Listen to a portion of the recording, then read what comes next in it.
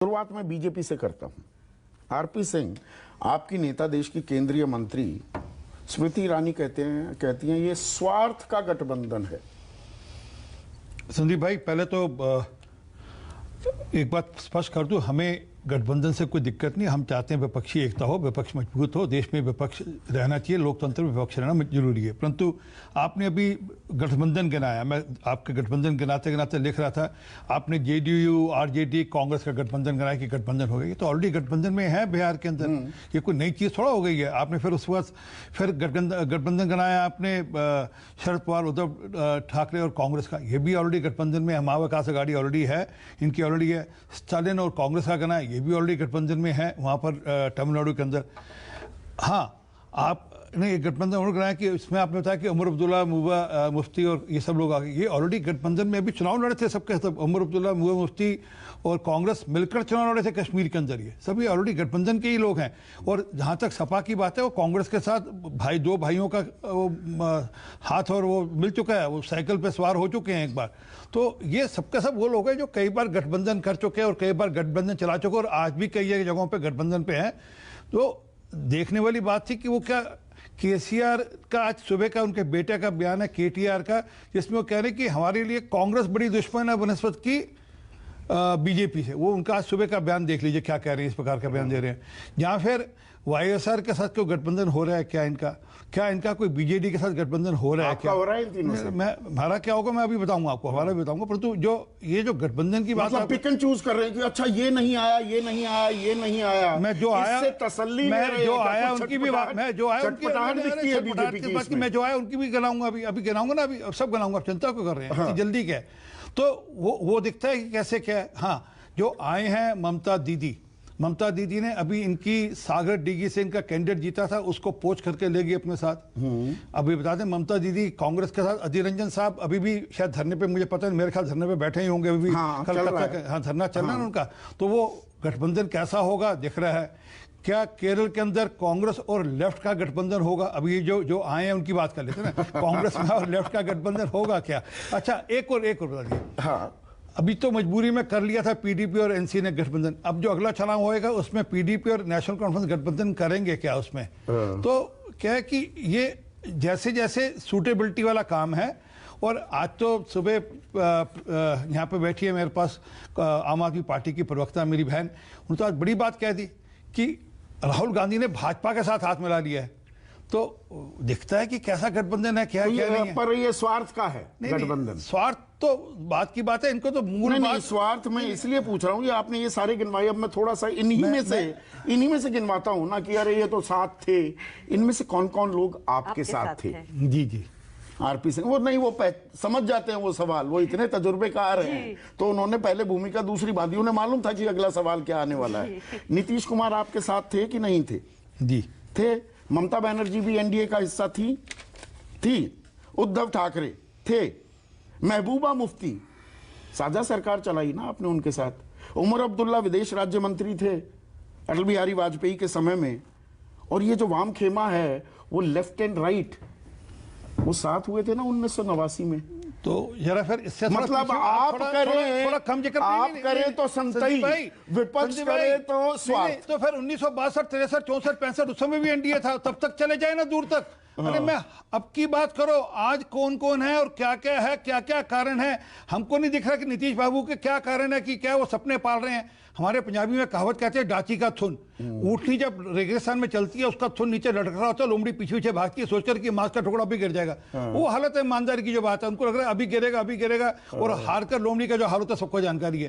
तो क्या है कि राजनीति है, इनको छूट है। हम तो कह रहे हैं अच्छी बात है। और आपसे लोग छिटक रहे हैं, एक जगह जा रहे हैं, एक विपक्षी रेला, एक कारवां सा तैयार हो रहा है। मैंने 1974 की बात इसलिए की, आप उसके साक्षी हैं।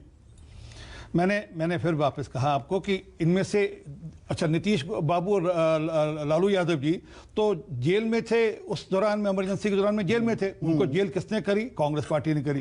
फिर दूसरी बार भी जेल में गए वो तब भी कांग्रेस के यूपीए के राज में, उसके बावजूद भी वो साथ आ रहे हैं। कहानी ये भी है क्या? कहानी मैं बताता हूँ। ये रविशंकर प्रसाद ने आज ये सवाल उठाए थे, पर उसके बावजूद भी वो कांग्रेस के साथ जाने को तैयार, क्यों जा रहे हैं? बीजेपी अलग थलग पड़ रही है। सवाल ये भी बन जाता है। अब आपका प्रश्न ठीक है, अब प्रश्न ठीक है। अब वो क्यों जाने को तैयार है? वो जाने को इसलिए तैयार है कि पता है कि वो जो जमीन घोटाला किया और नौकरी का जमीन का घोटाला किया, उसके अंदर शिकंजा कसा जा रहा है।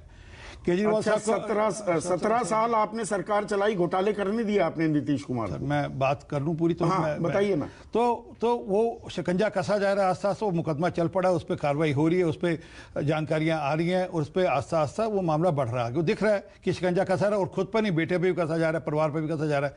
जरा आगे बढ़े। कौन है ऐसा जो अगर इनके साथ, हालांकि केसीआर जुड़े नहीं, अगर केसीआर जुड़ जाते हैं तो उनकी बेटी का मामला आस्ता आस्ता दिख रहा है सबको कि कैसे, इसीलिए नहीं जुड़े क्या सर? वो क्यों नहीं जुड़े? वो जुड़े क्यों नहीं? क्योंकि उनके अपने सपने हैं, 3 तिरंगे पीछे छोड़ रखे हैं आपने। उनके अपने सपने हैं देश का प्रधानमंत्री बनने के। इन्होंने अपनी पार्टी को रीजनल पार्टी से नेशनल पार्टी घोषणा कर ली अपनी ऑलरेडी। 3 तिरंगों के इस्तेमाल ने मजबूर कर दिया कि सारे साथ आने लगे। ये ओवर यूटिलाइज कर लिया क्या? अच्छा होता कि आज आप वो जो केटीआर का बयान है सुबह का अगर चला दें तो उससे समझ लग जाएगा कि इसके कारण से नहीं आए वो। उनकी लड़ाई है कांग्रेस के साथ जमीन पर। वो कैसे आएंगे? उनकी जमीन पर कांग्रेस के साथ आमने सामने लड़ाई है। कांग्रेस और भाजपा, वो 3 वहां पर त्रिकोणीय कंटेस्ट होगा, दिखता है सबको। इसके चलते हुए वो किसी कीमत पे नहीं उनके साथ जाना चाहेंगे। तो और हमारे साथ ये नहीं कि हमारे साथ आ रहे हैं, हमारे तो नंबर 1 के दुश्मन है, परंतु और हमको अपना नंबर 1 का दुश्मन मानते, परंतु कांग्रेस भी, उनको पता है कि कांग्रेस भी वहां पर है। और आज कांग्रेस है इस बात की, किसको टीस है जी? हम तो कह रहे हैं कि विपक्ष एक हो, परंतु एक एजेंडा के साथ एक हो। एजेंडा क्या है? भ्रष्टाचार। वही तो मैं बता रहा। एजेंडा क्या है कि भ्रष्टाचार को से हमने कैसे बचना है। हमने अपने कुछ इसमें से पार्टियां जिन्होंने अपने, अभी वो कह रहे हैं कॉमन मिनिमम प्रोग्राम आ जाएगा सामने। हाँ, एक ही होगा कॉमन मिनिमम प्रोग्राम की कैसे जेल जाना है, उससे कैसे बचना है। अपने जो बाकी साथी हैं उनको जेल जाने से कैसे बचाना है। 2 साथी या कुछ गरीबों, दलितों की बात हो रही है, जातिगत जनगणना की बात हो रही है, महंगाई, बेरोजगारी एक मुद्दा है, नफरत मोहब्बत की बात हो रही है। ये आपको लगता है कॉमन मिनिमम प्रोग्राम के तहत नहीं समाहित किए जाएंगे? ये लालू यादव, नीतीश कुमार जो इकट्ठे हुए हैं, तो जयप्रकाश नारायण के मूवमेंट के निकले हुए हैं ना। आपने 74 की बात की, मैं बता दूं तो वो तब तो भ्रष्टाचार के विरोध में वो सारा पक्ष खड़ा हुआ था, लोकतंत्र के लिए खड़ा हुआ था। तो भ्रष्टाचार मूल मुद्दा था जिससे सारा गुजरात से मामला शुरू हुआ था तब। तो आज वो खुद उसमें लिप्त पाए गए, वो सजा याफ्ता लोग हैं। वो ऐसे नहीं कि जो लिप्त पाए जाते हैं वो जैसे गंगा नहा लेते हैं, वॉशिंग मशीन में धुल जाते हैं। हेमंता बिस्वा शर्मा हो, शुभेंदु अधिकारी हो, नारायण राणे हो, चक्की पीसिंग वाले अजित पवार को सुबह सुबह आप शपथ भी दिला देते हो उप मुख्यमंत्री कि वो सारे दाग धुल जाते हैं। मैं आपको चैलेंज देता हूं, आप हेमंता बिस्वा शर्मा के खिलाफ कोई मुकदमा साबित कर लें, मैं मान लूंगा। मुकदमे सारे रोक दिए गए। अरे सर, आप ही जब वो कांग्रेस में थे, आप लगातार आरोप लगाते थे। मैं चाहूंगा अभी बैठे बैठे अपनी रिसर्च टीम को बोलिए, पीछे वैकेंसी आपको जरा कोर्ट के क्या आदेश है हेमंता बिस्वा शर्मा के बारे में, जरा जानकारी ले लीजिएगा, फिर बात कर लेंगे। मैं तो बैठूंगे, मैं अधिकारी, नारायण राणे, ना, मैं तो आपको पहले भी कह चुका हूं, कृपा कर आप इनके वकील बनते हैं। आप अच्छे से अच्छा वकील हायर करिए देश का। उसकी फीस मैं दूंगा। और जाइए ना कोर्ट के अंदर जाइए, मामला हो जाएगा, दूध का दूध, पानी का पानी हो जाएगा। दिक्कत यह है कि आज ये लोग क्यों इकट्ठे हो रहे हैं सबके सब? क्यों दो साथी जेल में है, तीसरे की चिंता हो रही है, खुद की चिंता हो रही है, जान बचाने के लिए कर रहे हैं। पर ये स्मृति ईरानी का एक और बयान, वो मैं थोड़ा सर खुजला रहा था, इसके मतलब क्या? उन्होंने कहा कांग्रेस ने मान लिया है वो अकेले प्रधानमंत्री मोदी को नहीं हरा सकती, मतलब मिलकर हरा सकते हैं। नहीं, ये तो कांग्रेस मानकर चल रही है ना कि उनके बस का नहीं है। अच्छा, उनके बस का नहीं है, इसलिए जैसे पहले उन्होंने कोशिश करी थी, बताया ना, अखिलेश यादव की साइकिल पे बैठे थे। अच्छा, आप अकेले चुनाव लड़ते हैं? नहीं, हमने कब कहा यार, फिर बात हुई बात। हम तो ये कह रहे हैं कि उन्होंने कोशिश करी थी पहले, ये बड़ी छाती ठोकते थे राहुल गांधी कि हम देश के अंदर सबसे बड़े विपक्षी नेता हैं और हम सत्ता में आएंगे।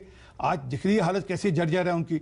और हम मानते हैं कि समाना अलायंस का है, परंतु फिर राहुल गांधी और सोनिया गांधी दोनों बेल पर हैं। दोनों नेशनल हेराल्ड वाले केस में बेल पर हैं। अरविंद केजरीवाल जी के मामले सबको जानकारी में है, लालू यादव जी के मामले सबको जानकारी में है, ममता बनर्जी के भतीजे का मामला सबको जानकारी में पर है। भाई ईडी जितने केसेस चला रही है 95% तो विपक्षी नेताओं पर ही है। आपको शायद गलतफहमी है, ये आप हर बार 95% नहीं, 5% कुल नेताओं पर है, 95% बाकी देश के ना जो नेताओं पर चल रहे हैं उनमें से 95% विपक्षी नेताओं आप पर ये नहीं बता रहे ना कि 95% ऐसे भी हैं जो कि 5% सिर्फ नेताओं पर है, 95% ऐसे हैं जो कि देश के अलग अलग जो ब्यूरोक्रेट्स हैं या बिजनेसमैन हैं उनके ऊपर मुकदमे में। तो मतलब ये मौका परस्त गठबंधन है, मजबूरी का है, डर है, भ्रष्टाचारी हैं आप लोग, राजीव रंजन।